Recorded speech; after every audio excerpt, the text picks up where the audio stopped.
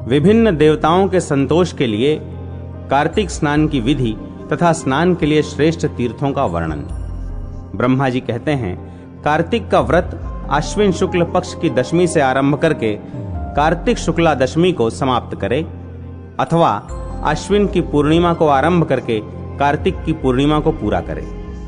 भक्तिमान पुरुष अश्विन शुक्ल पक्ष की एकादशी आने पर भगवान विष्णु को नमस्कार करके उनसे कार्तिक व्रत करने की आज्ञा प्राप्त करे और विधि से कार्तिक व्रत का पालन करे। 12 महीनों में मार्गशीर्ष मास अत्यंत पुण्यप्रद है। उससे अधिक पुण्य फल देने वाला नर्मदा तट पर वैशाख मास बताया गया है। उससे लाख गुना अधिक प्रयाग में माघ मास का महत्व है। उससे भी महान फल देने वाला कार्तिक मास है। इसका महत्व सर्वत्र जल में एक सा ही है। एक ओर सब दान, व्रत और नियम तथा दूसरी ओर कार्तिक का स्नान तराजू पर रखकर ब्रह्मा जी ने तौला तो कार्तिक का ही पलड़ा भारी रहा। स्नान, दीपदान, तुलसी के पौधों को लगाना और सींचना, पृथ्वी पर शयन, ब्रह्मचर्य का पालन, भगवान विष्णु के नामों का संकीर्तन तथा पुराणों का श्रवण, इन सब नियमों का जो कार्तिक मास में निष्काम भाव से पालन करते हैं वे ही जीवन मुक्त हैं। यह व्रत भगवान श्री कृष्ण को बहुत प्रिय है। सूर्य भक्त, गणेश भक्त, शक्ति उपासक, शिवोपासक और वैष्णव सभी को सब पापों का निवारण करने के लिए कार्तिक स्नान करना चाहिए। सूर्य की प्रीति के लिए जब तक सूर्य नारायण तुला राशि पर स्थित हों तब तक व्रत करना चाहिए। आश्विन की पूर्णिमा से लेकर कार्तिक की पूर्णिमा तक भगवान शंकर की प्रसन्नता के लिए स्नान करना चाहिए। देवी पक्ष अर्थात आश्विन शुक्ल पक्ष की प्रतिपदा से लेकर कार्तिक कृष्ण चतुर्दशी की महारात्रि के आने तक भगवती दुर्गा की प्रसन्नता के लिए स्नान करना चाहिए। गणेश जी की प्रसन्नता के लिए आश्विन कृष्ण चतुर्थी से लेकर कार्तिक कृष्ण चतुर्थी तक नियम पूर्वक स्नान करना चाहिए। जो आश्विन शुक्ल पक्ष की एकादशी से लेकर कार्तिक शुक्ल एकादशी तक कार्तिक व्रत की समाप्ति करता है उसके ऊपर भगवान जनार्दन प्रसन्न होते हैं। जो दूसरों के संगवश या बलात्कार से जानकर अथवा बिना जाने ही कार्तिक मास में प्रातः स्नान का नियम पूरा कर लेता है वह कभी यम यातना को नहीं देखता। अथवा जो ब्राह्मण कार्तिक में प्रातः स्नान करते हैं उन्हें ओढ़ने के लिए कंबल या रजाई देकर स्नान जनित पुण्य फल को प्राप्त करे। कार्तिक मास में विशेषतः श्री राधा और श्री कृष्ण की पूजा करनी चाहिए। जो कार्तिक में तुलसी वृक्ष के नीचे श्री राधा और श्री कृष्ण की मूर्ति का निष्काम भाव से पूजन करते हैं उन्हें जीवन मुक्त समझना चाहिए। हजारों पापों से युक्त मनुष्य क्यों न हो, वह कार्तिक स्नान से अवश्य पाप मुक्त हो जाता है। तुलसी के अभाव में आंवले के नीचे पूजा करनी चाहिए। मुख्य पूजा की विधि सूर्य मंडल में करनी चाहिए, अर्थात सूर्य मंडल की ओर देखकर सूर्य रूपी नारायण के लिए पूजनोपचार समर्पित करना चाहिए। सब देवता अप्रत्यक्ष हैं, केवल ये भगवान सूर्य ही प्रत्यक्ष हैं। अन्य सब देवता काल के अधीन हैं, परंतु भगवान सूर्य काल के भी काल हैं। जो दरिद्र है वही दान का पात्र है, उसकी अपेक्षा भी विद्वान पुरुष दान का विशेष पात्र है। भगवान विष्णु की चल मूर्ति से अचल मूर्ति श्रेष्ठ मानी गई है।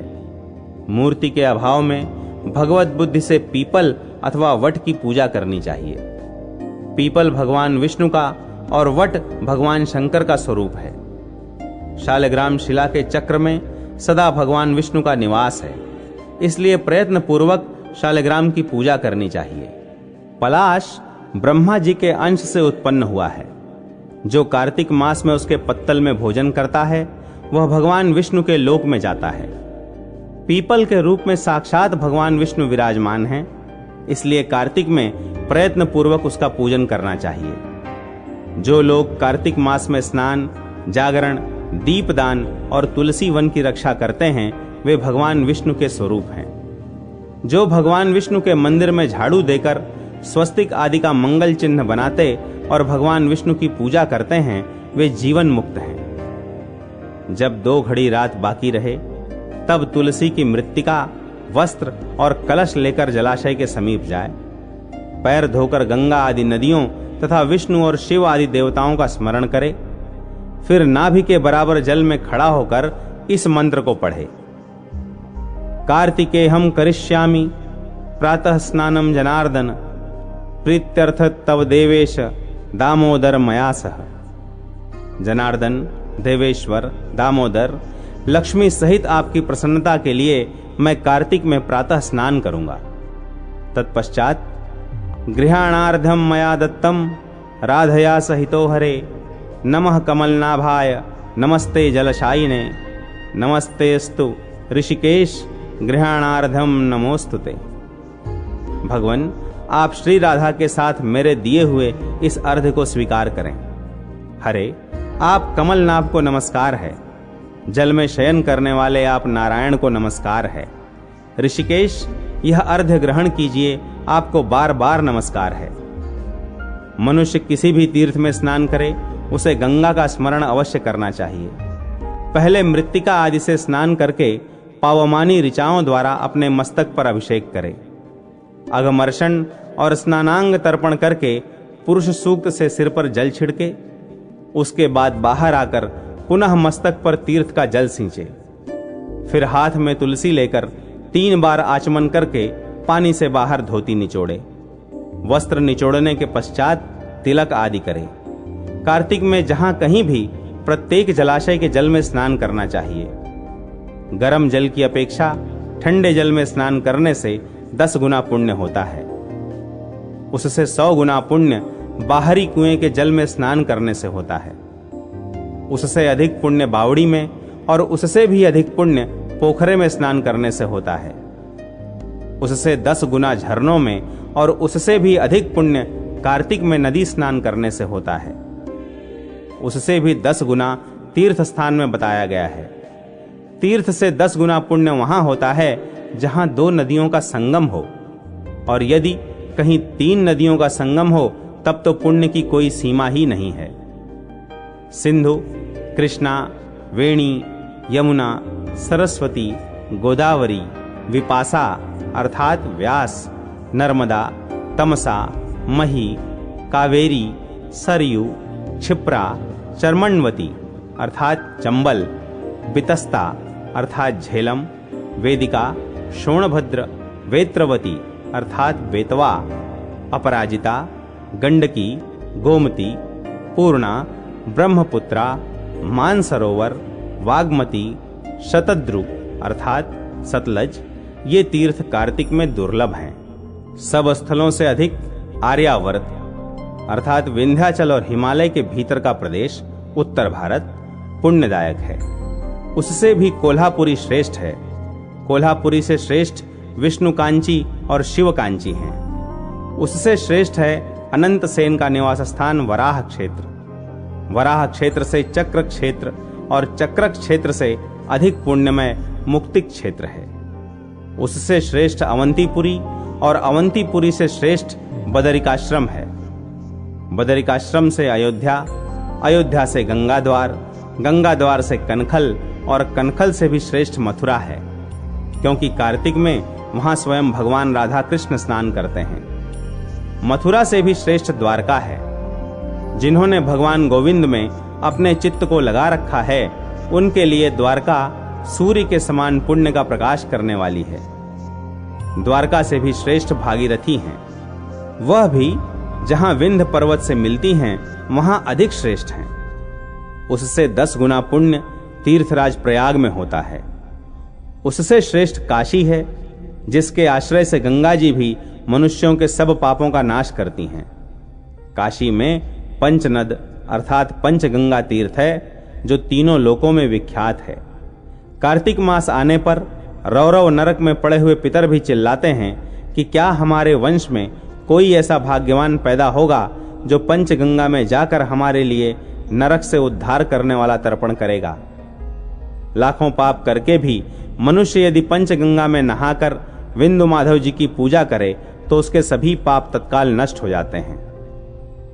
कुछ रात बाकी रहे तभी स्नान किया जाए तो वह उत्तम और भगवान विष्णु को संतुष्ट करने वाला है। सूर्योदय काल में किया हुआ स्नान मध्यम श्रेणी का है। जब तक कृत्तिका अस्त न हो तभी तक स्नान का उत्तम समय है, अन्यथा बहुत विलंब करके किया हुआ स्नान कार्तिक स्नान की श्रेणी में नहीं आता। स्त्रियों को पति की आज्ञा लेकर कार्तिक स्नान करना चाहिए, क्योंकि पति से बिना पूछे जो धर्म कार्य किया जाता है वह पति की आयु को क्षीण कर देता है। स्त्रियों के लिए पति की सेवा छोड़कर दूसरा कोई धर्म नहीं है। जो पति की आज्ञा का पालन करे वही इस संसार में धर्मवती है, केवल व्रत आदि से धर्मवती नहीं होती। पति यदि दरिद्र, पतित, मूर्ख अथवा दीन भी हो तो वह वैसा होता हुआ भी स्त्री का आश्रय है। उसके त्याग से स्त्री नरक में गिरती है। जिसके दोनों हाथ, दोनों पैर, वाणी और मन ये काबू में रहें तथा जिसमें विद्या, तप एवं कीर्ति हो, वही मनुष्य तीर्थ के फल का भागी होता है। जिसकी तीर्थों में श्रद्धा न हो, जो तीर्थ में भी पाप की ही बात सोचता हो, नास्तिक हो, जिसका मन दुविधा में पड़ा हो तथा जो कोरा तर्कवादी हो, ये 5 प्रकार के मनुष्य तीर्थ फल के भागी नहीं होते। जो ब्राह्मण प्रतिदिन प्रातः काल उठकर तीर्थ में स्नान करता है वह सब पापों से मुक्त हो पर ब्रह्म परमात्मा को प्राप्त होता है। स्नान का तत्व जानने वाले मनीषी पुरुषों ने 4 प्रकार के स्नान बतलाए हैं: वायव्य, वारुण, ब्राह्म और दिव्य। गोधूलि से किया हुआ स्नान वायव्य कहलाता है। समुद्र आदि के जल में जो स्नान किया जाता है उसे वारुण कहते हैं। वेद मंत्रों के उच्चारण पूर्वक जो स्नान होता है उसका नाम ब्राह्म है, तथा मेघों अथवा सूर्य की किरणों द्वारा जो जल अपने शरीर पर गिरता है उसे दिव्य स्नान कहा गया है। इन सभी स्नानों में वारुण स्नान सबसे उत्तम है। ब्राह्मण, क्षत्रिय और वैश्य को मंत्रोच्चारण पूर्वक स्नान करना चाहिए। स्त्री और शूद्र के लिए बिना मंत्र के ही स्नान का विधान है। प्राचीन समय में श्रेष्ठ तीर्थ पुष्कर में जहां नंदा संगम है, वहीं नंदा के कहने से राजा प्रभंजन कार्तिक मास में पुष्कर स्नान करके व्याघ्र योनि से मुक्त हुए थे और नंदा भी कार्तिक में पुष्कर का स्पर्श पाकर परम धाम को प्राप्त हुई थी। कार्तिक व्रत करने वाले मनुष्य के लिए पालनीय नियम। ब्रह्मा जी कहते हैं, व्रत करने वाले पुरुष को उचित है कि वह सदा एक पहर रात बाकी रहते ही सोकर उठ जाए। फिर नाना प्रकार के स्तोत्रों द्वारा भगवान विष्णु की स्तुति करके दिन के कार्य का विचार करे। गांव से नैऋत्य कोण में जाकर विधि पूर्वक मल मूत्र का त्याग करे। यज्ञोपवीत को दाहिने कान पर रखकर उत्तराभिमुख होकर बैठे। पृथ्वी पर तिनका बिछा दे और अपने मस्तक को वस्त्र से भली भांति ढक ले। मुख पर भी वस्त्र लपेट ले। अकेला रहे तथा साथ साथ जल से भरा हुआ पात्र रखे। इस प्रकार दिन में मल मूत्र का त्याग करे। यदि रात में करना हो तो दक्षिण दिशा की ओर मुंह करके बैठे। मल त्याग के पश्चात गुदा में 5 या 7 बार मिट्टी लगाकर धोवे। बाएं हाथ में 10 बार मिट्टी लगावे। फिर दोनों हाथों में 7 बार और दोनों पैरों में 3 बार मिट्टी लगानी चाहिए। यह गृहस्थ के लिए शौच का नियम बताया गया है। ब्रह्मचारी के लिए इससे दूना, वानप्रस्थ के लिए 3 गुना और सन्यासी के लिए 4 गुना शौच कहा गया है। यह दिन में शौच का नियम है, रात में इससे आधा ही पालन करे। यात्रा में गए हुए मनुष्य के लिए उससे भी आधे शौच का विधान है तथा स्त्रियों और शूद्रों के लिए उससे भी आधा शौच बताया गया है। शौच कर्म से हीन पुरुष की समस्त क्रियाएं निष्फल होती हैं। तदनंतर दांत और जिह्वा की शुद्धि के लिए वृक्ष के पास जाकर यह मंत्र पढ़े: आयुर्बलम यशोवर्चः प्रजाः पशुवसूनि च ब्रह्म प्रज्ञां च मेघां च त्वं नो देहि वनस्पते। हे वनस्पते, आप मुझे आयु, बल, यश, तेज, संतति, पशु, धन, वैदिक ज्ञान, प्रज्ञा और धारणा शक्ति प्रदान करें। ऐसा कहकर वृक्ष से 12 अंगुल की दांतन ले। दूध वाले वृक्षों से दांतन नहीं लेनी चाहिए। इसी प्रकार कपास, कांटेदार वृक्ष तथा जले हुए पेड़ से भी दांतन लेना मना है। जिससे उत्तम गंध आती हो और जिसकी टहनी कोमल हो, ऐसे ही वृक्ष से दंत धावन ग्रहण करना चाहिए।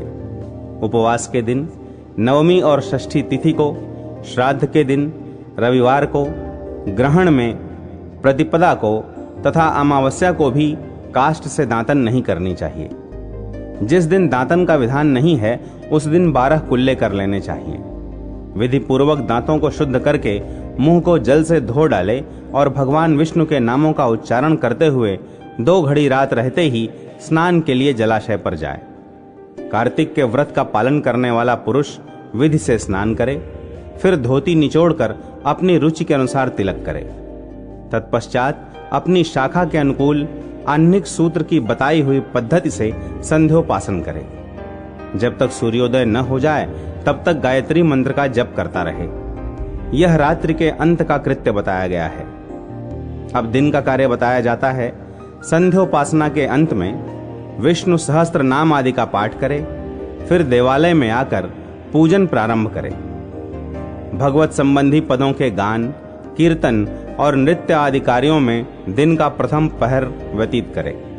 तत्पश्चात आधे पहर तक भली भांति पुराण कथा का श्रवण करे। उसके बाद पुराण बाँचने वाले विद्वान की और तुलसी की पूजा करके मध्याह्न का कर्म करने के पश्चात दाल के सिवा शेष अन्न का भोजन करे। बलि वैश्वदेव करके अतिथियों को भोजन कराकर जो मनुष्य स्वयं भोजन करता है उसका वह भोजन केवल अमृत है। मुख शुद्धि के लिए तीर्थ जल अर्थात भगवत चरणामृत से तुलसी भक्षण करे। फिर शेष दिन सांसारिक व्यवहार में व्यतीत करे। सायंकाल में पुनः भगवान विष्णु के मंदिर में जाए और संध्या करके शक्ति के अनुसार दीपदान करे। भगवान विष्णु को प्रणाम करके उनकी आरती उतारे और स्तोत्र पाठ आदि करते हुए प्रथम प्रहर में जागरण करे। प्रथम प्रहर बीत जाने पर शयन करे। ब्रह्मचर्य व्रत का पालन करे। इस प्रकार 1 मास तक प्रतिदिन शास्त्रोक्त विधि का पालन करे। जो कार्तिक मास में उत्तम व्रत का पालन करता है वह सब पापों से मुक्त हो भगवान विष्णु के सालोक्य को प्राप्त होता है। कार्तिक मास आने पर निषिद्ध वस्तुओं का त्याग करना चाहिए। तेल लगाना, परान्न भोजन करना, तेल खाना जिसमें बहुत से बीज हों ऐसे फलों का सेवन तथा चावल और दाल, ये सभी कार्तिक मास में त्याज्य हैं। लौकी, गाजर, बैंगन, वनभंटा, बासी अन्न, भसीड़, मसूर, दोबारा भोजन, मदिरा, पराया अन्न, कांसी के पात्र में भोजन, छत्राक, कांजी, दुर्गंधित पदार्थ, समुदाय, संस्था आदि का अन्न, वेश्या का अन्न, ग्राम पुरोहित और शूद्र का अन्न और सूतक का अन्न, ये सभी त्याग देने योग्य हैं। श्राद्ध का अन्न, रजस्वला का दिया हुआ अन्न, जनना शौच का अन्न और लसोड़े का फल, इन्हें कार्तिक व्रत का पालन करने वाला पुरुष अवश्य त्याग दे। निषिद्ध पत्तलों में भोजन न करे। महुआ, केला, जामुन और पकड़ी, इनके पत्तों में भोजन करना चाहिए। कमल के पत्ते पर कदापि भोजन न करे। कार्तिक मास आने पर जो वनवासी मुनियों के अनुसार नियमित भोजन करता है वह चक्रपाणी भगवान विष्णु के परम धाम में जाता है। कार्तिक में प्रातः काल स्नान और भगवान की पूजा करनी चाहिए। उस समय कथा श्रवण उत्तम माना गया है। कार्तिक में केला और आंवले के फल का दान करे और शीत से कष्ट पाने वाले ब्राह्मण को कपड़ा दे। जो कार्तिक में भक्ति पूर्वक भगवान विष्णु को तुलसी दल समर्पित करता है वह संसार से मुक्त हो भगवान विष्णु के परम पद को प्राप्त होता है। श्री हरि के परम प्रिय कार्तिक मास में जो नित्य गीता पाठ करता है उसके पुण्य फल का वर्णन सैकड़ों वर्षों में भी नहीं किया जा सकता। जो श्रीमद् भागवत का भी श्रवण करता है वह सब पापों से मुक्त हो परम शांति को प्राप्त होता है। जो कार्तिकी एकादशी को निराहार रहकर व्रत करता है वह निस्संदेह पूर्वजन्म के पापों से मुक्त हो जाता है। जो कार्तिक में भगवान विष्णु की प्रसन्नता के लिए दूसरे के अन्न का त्याग करता है वह भगवान विष्णु के प्रेम को भली भांति प्राप्त करता है। जो राह चलकर थके मांदे और भोजन के समय पर घर पर आए हुए अतिथि का भक्ति पूर्वक पूजन करता है वह सहस्त्रों जन्मों के पाप का नाश कर डालता है। जो मूढ़ मानव वैष्णव महात्माओं की निंदा करते हैं वे अपने पितरों के साथ महारौरव नरक में गिरते हैं। जो भगवान की और भगवत भक्तों की निंदा सुनते हुए भी वहां से दूर नहीं हट जाता, वह भगवान का प्रिय भक्त नहीं है। जो कार्तिक मास में भगवान विष्णु की परिक्रमा करता है, उसे पग पग पर अश्वमेघ यज्ञ का फल प्राप्त होता है। जो कार्तिक मास में पराई स्त्री के साथ संगम करता है, उसके पाप की शांति कैसे होगी, यह बताना असंभव है। जिसके ललाट में तुलसी की मृत्तिका का तिलक दिखाई देता है, उसकी ओर देखने में यमराज भी समर्थ नहीं है। फिर उनके भयानक दूतों की तो बात ही क्या। कार्तिक में भगवान विष्णु की प्रसन्नता के लिए धर्म का अनुष्ठान करना चाहिए। मास व्रत की समाप्ति होने पर उस व्रत की पूर्णता के लिए श्रेष्ठ ब्राह्मण को दान देना चाहिए। जो कार्तिक में भगवान विष्णु के मंदिर में चूना आदि का लेप कराता है या तस्वीर आदि लिखता है, वह भगवान विष्णु के समीप आनंद का अनुभव करता है। जो ब्राह्मण कार्तिक मास में गभस्तीश्वर के समीप शतरुद्री का जप करता है, उसके मंत्र की सिद्धि होती है। जिन्होंने 3 वर्षों तक काशी में रहकर भक्ति पूर्वक सांगोपांग कार्तिक व्रत का अनुष्ठान किया है, उन्हें संपत्ति, संतति, यश तथा धर्म बुद्धि की प्राप्ति के द्वारा इस लोक में ही उस व्रत का प्रत्यक्ष फल दिखाई देता है। कार्तिक में प्याज, श्रृंग अर्थात सिंघाड़ा, सेज, बेर, राई, नशीली वस्तु, चिवड़ा, इन सब का उपयोग न करें। कार्तिक का व्रत करने वाला मनुष्य देवता, वेद, ब्राह्मण, गुरु, गौ, व्रती, स्त्री, राजा और महात्माओं की निंदा न करे। कार्तिक में केवल नरक चतुर्दशी को शरीर में तेल लगाना चाहिए। उसके सिवा और किसी दिन व्रती मनुष्य तेल न लगावे। नालिका, मूली, कुम्हड़ा, कैथ इनका भी त्याग करें। रजस्वला, चांडाल, म्लेच्छ, पतित, व्रतहीन, ब्राह्मण द्वेषी और वेद बहिष्कृत लोगों से व्रती मनुष्य बातचीत न करे। एक पतित ब्राह्मणी का उद्धार तथा दीपदान एवं आकाश दीप की महिमा। ब्रह्मा जी कहते हैं, स्त्रियों और पुरुषों ने जन्म से लेकर जो पाप किया है, वह सब कार्तिक में दीपदान से नष्ट हो जाता है। इस विषय में मैं तुमसे एक प्राचीन इतिहास का वर्णन करता हूँ। पूर्व काल में द्रविड़ देश में एक बुद्ध नामक ब्राह्मण रहता था। उसकी स्त्री बड़ी दुष्टा और दुराचार परायणा थी। उसके संसर्ग दोष से पति की आयु क्षीण हो गई और वह मृत्यु को प्राप्त हुआ। पति के मर जाने पर भी वह विशेष रूप से व्यभिचार में लग गई। उसको लोक निंदा से तनिक भी लज्जा नहीं होती थी। उसके न तो कोई पुत्र था और न भाई ही। वह सदा भिक्षा के अन्न का भोजन करती थी। अपने हाथ से बनाए हुए शुद्ध और स्वल्प अन्न को कभी न खाकर मांग कर लाए हुए बासी अन्न को ही खाती थी। दूसरे के घर रसोई बनाया करती और तीर्थ यात्रा आदि से दूर रहती थी। उसने कभी कथा भी नहीं सुनी थी। एक दिन तीर्थ यात्रा में लगा हुआ कोई विद्वान ब्राह्मण उसके घर पर आया। उसका नाम कुत्स था। उसको व्यभिचार में आसक्त देखकर उस ब्रह्मर्षि श्रेष्ठ कुत्स ने कहा, ओ मूढ़ नारी, तू मेरी बात को ध्यान देकर सुन। पृथ्वी आदि 5 भूतों से बने हुए और पीब एवं रक्त से भरे हुए शरीर को, जो केवल दुख का ही कारण है, तू क्यों पोसती है? अरे, यह देह पानी के बुलबुले के समान है। एक दिन इसका नाश होना निश्चित है। इस अनित्य शरीर को यदि तू नित्य मानती है, तो अपने मन में बैठे हुए इस मोह को विचार पूर्वक त्याग दे। सबसे श्रेष्ठ देवता भगवान विष्णु का चिंतन कर और उन्हीं की लीला कथा को आदर पूर्वक सुन, और जब कार्तिक मास आवे तब भगवान दामोदर की प्रीति के लिए स्नान, दान आदि कर, दीप दान दे, भगवान विष्णु की परिक्रमा करके उन्हें प्रणाम कर। यह व्रत विधवा और सौभाग्यवती सभी स्त्रियों के करने योग्य है। यह सब पापों की शांति और समस्त उपद्रवों का नाश करने वाला है। कार्तिक मास में निश्चय ही दीपदान भगवान विष्णु की प्रसन्नता बढ़ाने वाला है। ऐसा कहकर कुत्स ब्राह्मण दूसरे के घर चला गया, और वह ब्राह्मणी भी कुत्स की बात सुनकर पश्चाताप करती हुई इस निश्चय पर पहुंची कि मैं कार्तिक मास में अवश्य व्रत करूंगी। तत्पश्चात कार्तिक मास आने पर उसने पूरे महीने भर प्रातः सूर्योदय काल में स्नान और दीपदान किया। तदनंतर कुछ काल के बाद आयु समाप्त होने पर उसकी मृत्यु हो गई। वह स्वर्गलोक में गई और समय अनुसार उसकी मुक्ति भी हो गई। कार्तिक के व्रत में तत्पर हो दीपदान आदि करने वाला जो इस दीपदान का इतिहास सुनता है वह मोक्ष को प्राप्त होता है। नारद, अब आकाश दीप का महात्म्य सुनो।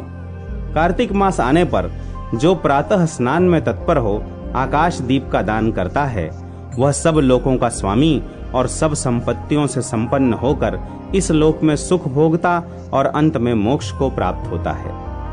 इसलिए कार्तिक में स्नान दान आदि कर्म करते हुए भगवान विष्णु के मंदिर के कंगूरे पर 1 मास तक अवश्य दीपदान करना चाहिए।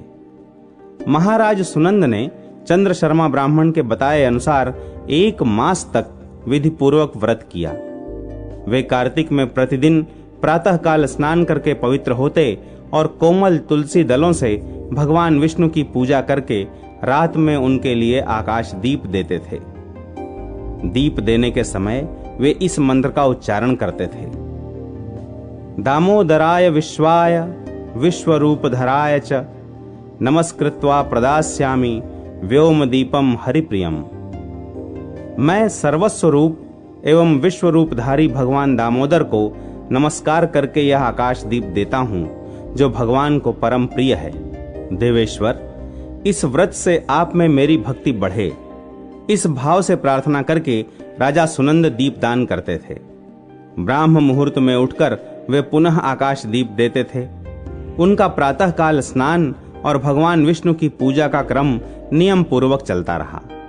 मास की समाप्ति पर उन्होंने व्रत का उद्यापन करके आकाश दीप के नियम को भी समाप्त किया और ब्राह्मणों को भोजन कराकर इस विष्णु व्रत की पूर्ति की। इस पुण्य के प्रभाव से राजा ने इस लोक में स्त्री, पुत्र, पौत्र और स्वजनों के साथ लाख वर्षों तक पार्थिव भोगों का उपभोग किया और अंत में स्त्रियों सहित सुंदर विमान पर आरूढ़ हो 4 भुजाधारी शंख, चक्र, गदा आदि आयुधों से सुशोभित पीतांबरधारी विष्णु का सा दिव्य शरीर पाकर मोक्ष का आश्रय लिया।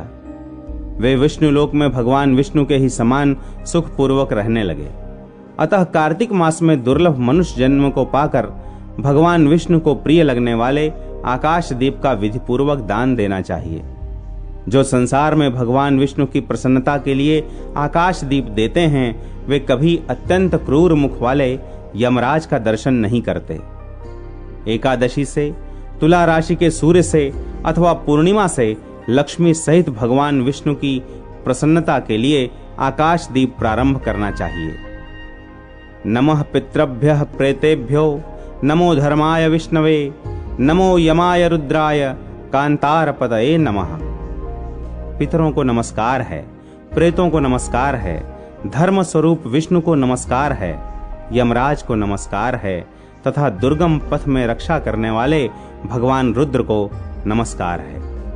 इस मंत्र से जो मनुष्य पितरों के लिए आकाश में दीप दान करते हैं उनके वे पितर नरक में हों तो भी उत्तम गति को प्राप्त होते हैं। जो देवालय में, नदी के किनारे, सड़क पर तथा नींद लेने के स्थान में दीप देता है उसे सर्वतोमुखी लक्ष्मी प्राप्त होती है। जो ब्राह्मण या अन्य जाति के मंदिर में दीपक जलाता है वह विष्णु लोक में प्रतिष्ठित होता है। जो कीट और कांटों से भरी हुई दुर्गम एवं ऊंची नीची भूमि पर दीप दान करता है वह नरक में नहीं पड़ता है। पूर्व काल में राजा धर्मनंदन ने आकाश दीप दान के प्रभाव से श्रेष्ठ विमान पर आरूढ़ हो विष्णु लोक को प्रस्थान किया।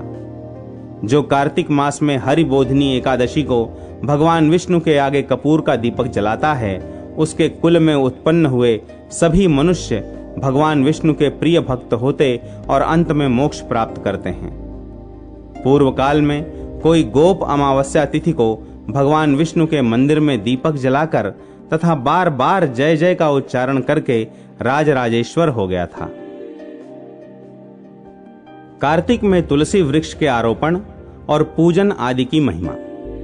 ब्रह्मा जी कहते हैं, कार्तिक मास में जो विष्णु भक्त पुरुष प्रातःकाल स्नान करके पवित्र हो कोमल तुलसी दल से भगवान दामोदर की पूजा करता है वह निश्चय ही मोक्ष प्राप्त कर लेता है। जो भक्ति से रहित है वह यदि सुवर्ण आदि से भगवान की पूजा करे तो भी वे उसकी पूजा ग्रहण नहीं करते। सभी वर्णों के लिए भक्ति ही सबसे उत्कृष्ट मानी गई है। भक्तिहीन कर्म भगवान विष्णु को प्रसन्न करने वाला नहीं होता। यदि तुलसी के आधे पत्ते से भी प्रतिदिन भक्ति पूर्वक भगवान की पूजा की जाए तो भी वे स्वयं आकर दर्शन देते हैं।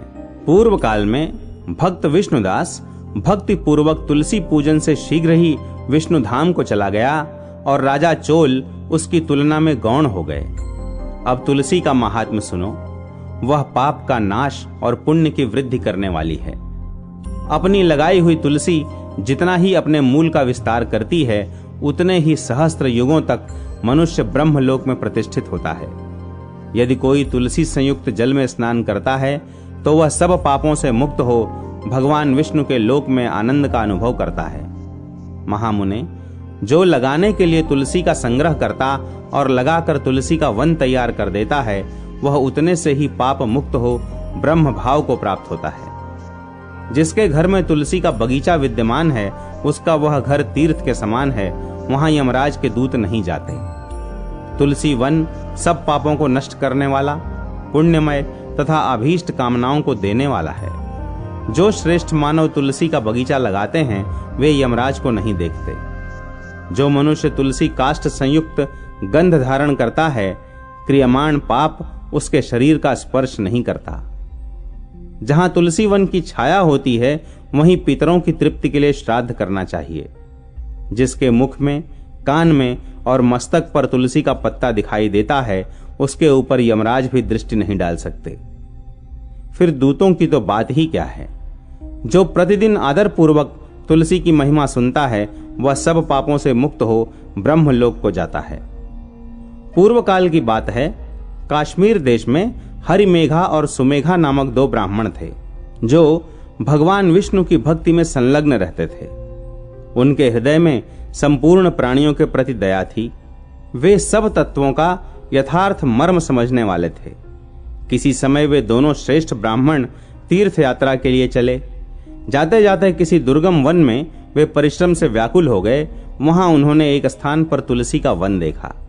उनमें से सुमेघा ने वह तुलसी का महान वन देखकर उसकी परिक्रमा की और भक्ति पूर्वक प्रणाम किया। यह देख हरिमेघा ने तुलसी का महात्म्य और फल जानने के लिए बड़ी प्रसन्नता के साथ बार बार पूछा, ब्राह्मण, अन्य देवताओं, तीर्थों, व्रतों और मुख्य ब्राह्मणों के रहते हुए तुमने तुलसी वन को क्यों प्रणाम किया है? सुमेघा बोला, महाभाग सुनो, यहां धूप सता रही है इसलिए हम लोग उस बरगद के समीप चलें। उसकी छाया में बैठकर मैं यथार्थ रूप से सब बात बताऊंगा।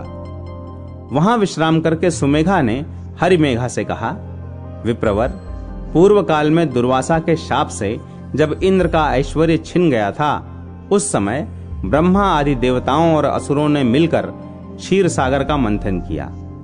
उससे ऐरावत हाथी, कल्पवृक्ष, चंद्रमा, लक्ष्मी, उच्चश्रवा घोड़ा, कौस्तुभ मणि तथा धन्वंतरी रूप भगवान श्री हरि और दिव्य औषधियां प्रकट हुई।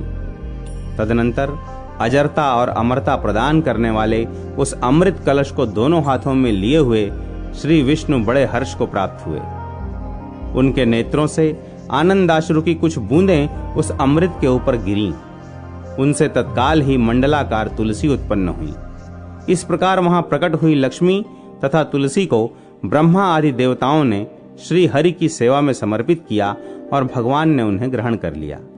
तब से तुलसी जी जगदीश्वर श्री विष्णु की अत्यंत प्रिय करने वाली हो गईं।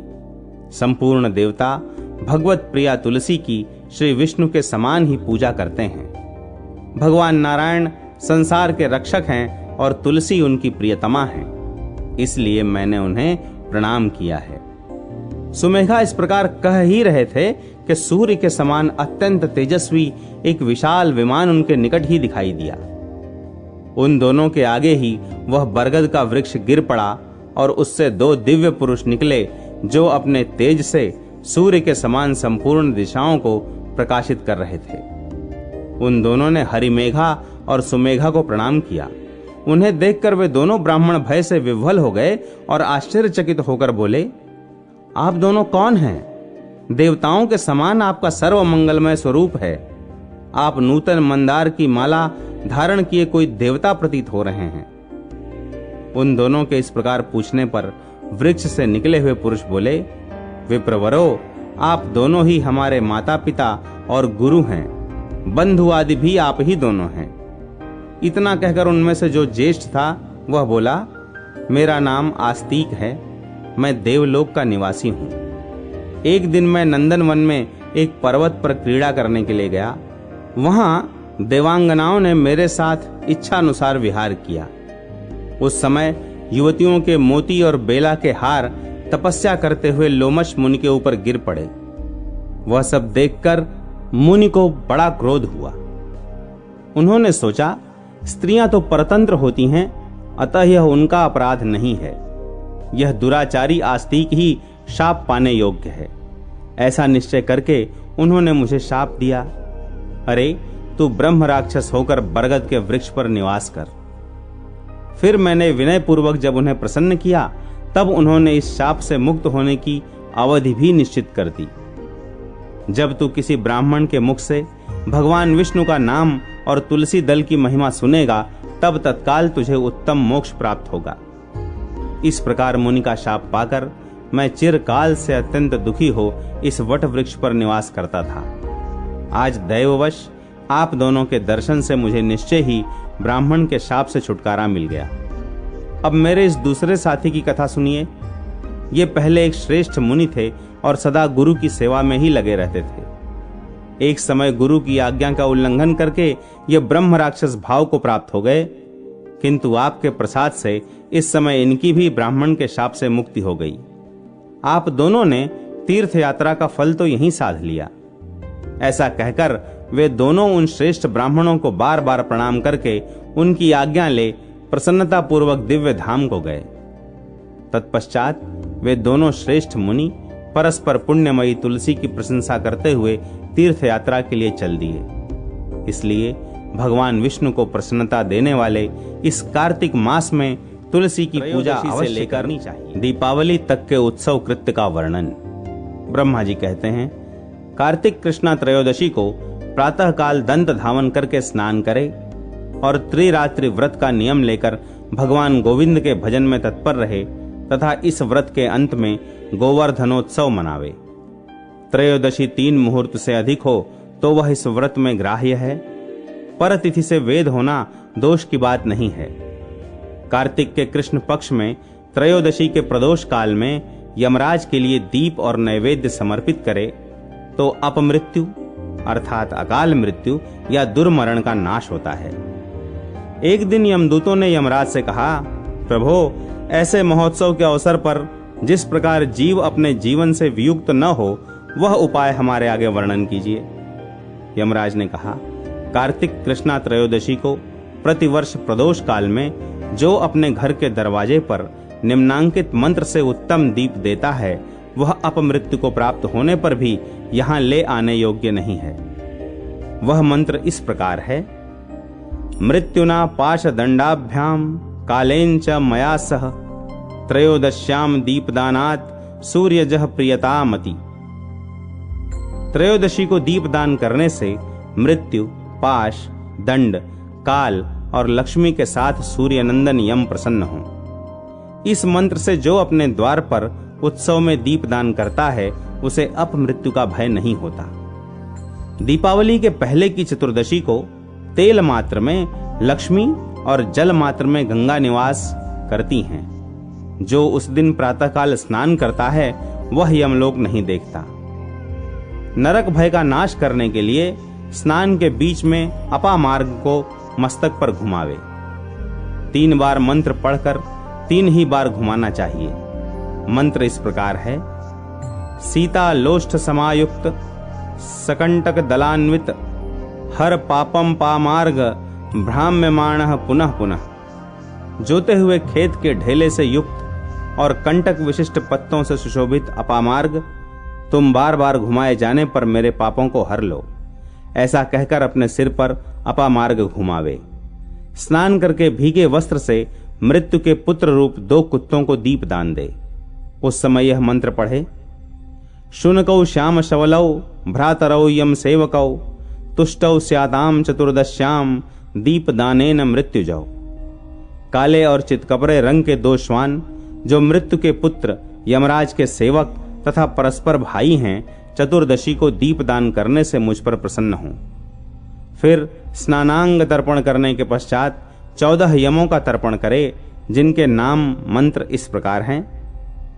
यमाय धर्मराजाय मृत्यवे चांतकाय च वैवस्वताय कालाय सर्वभूत क्षयाय च औदुम्बराय दग्नाय नीलाय परमेष्ठिने वृकोदराय चित्राय चित्रगुप्ताय ते नमः। ये 14 नाम मंत्र हैं। इनमें से प्रत्येक के अंत में नमः पद जोड़कर बोले और एक एक मंत्र को 3-3 बार कहकर तिल मिश्रित जल की 3-3 अंजलियां दे।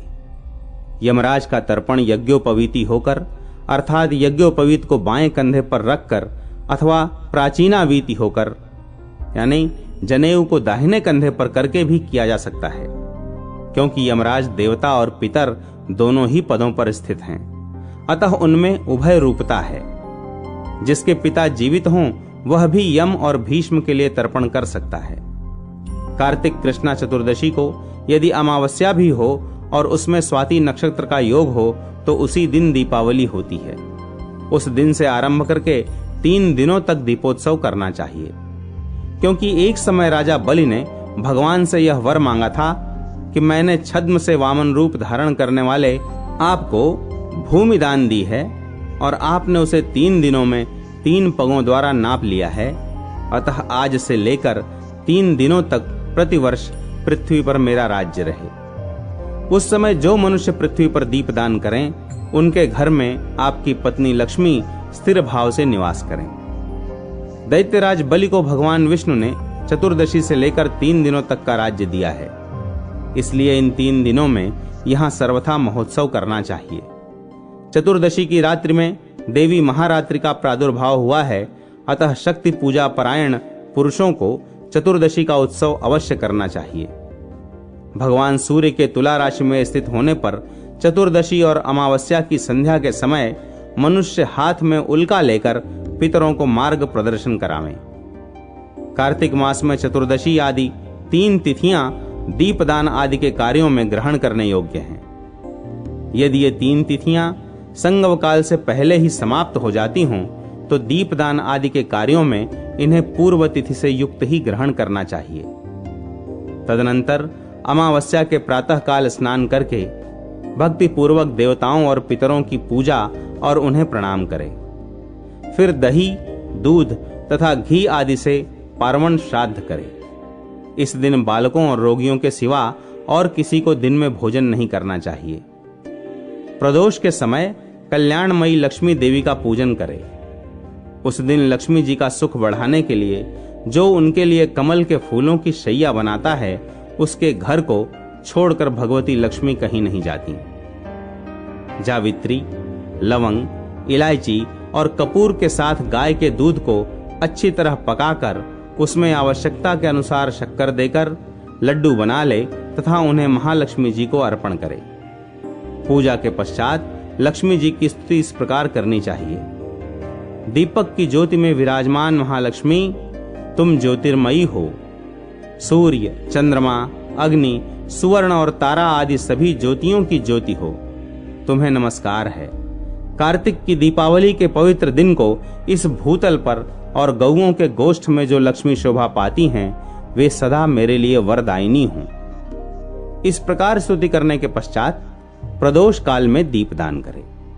अपनी शक्ति के अनुसार देव मंदिर आदि में दीपकों का वृक्ष बनावे। चौराहे पर, श्मशान भूमि में, नदी के किनारे, पर्वत पर, घरों में, वृक्षों की जड़ों में, गौशालाओं में, चबूतरों पर तथा प्रत्येक गृह में दीपक जलाकर रखने चाहिए। पहले ब्राह्मणों और भूखे मनुष्यों को भोजन कराकर पीछे स्वयं नूतन वस्त्र और आभूषण से विभूषित होकर भोजन करना चाहिए। जीव हिंसा, मदिरापान, अगम्यागमन, चोरी और विश्वासघात ये 5 नरक के द्वार कहे गए हैं। इनका सदैव त्याग करना चाहिए।